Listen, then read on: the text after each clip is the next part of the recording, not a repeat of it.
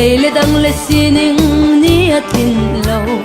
hallelujah amen tin ao long hi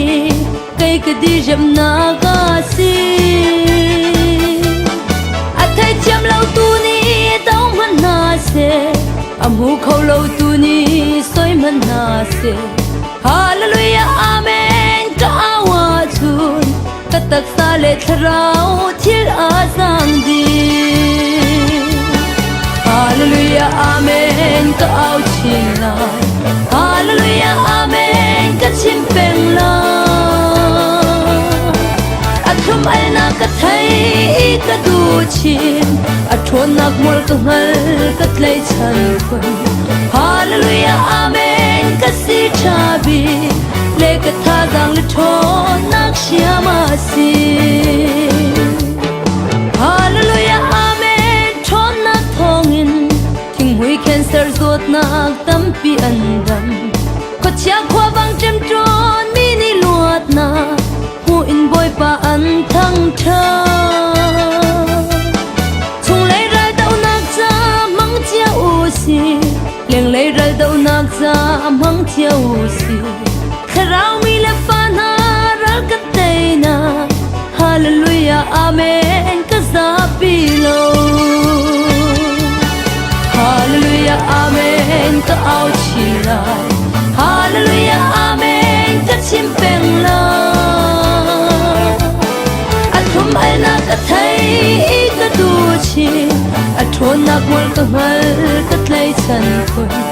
hallelujah amen ka si chabi le ka tha dang le thon nak shiama si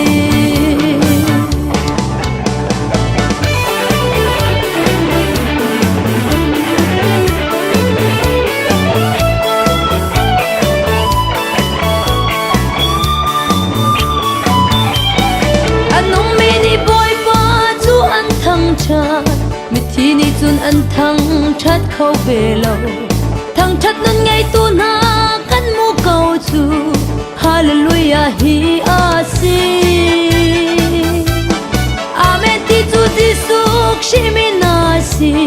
amen a chun dei zong te thing di amen nun angai tu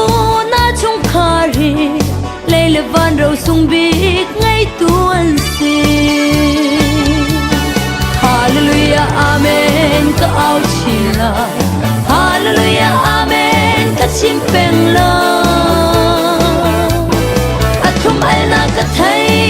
ka du chi athon nak mol ka ngal ka tlai chan kun hallelujah amen ka si chabi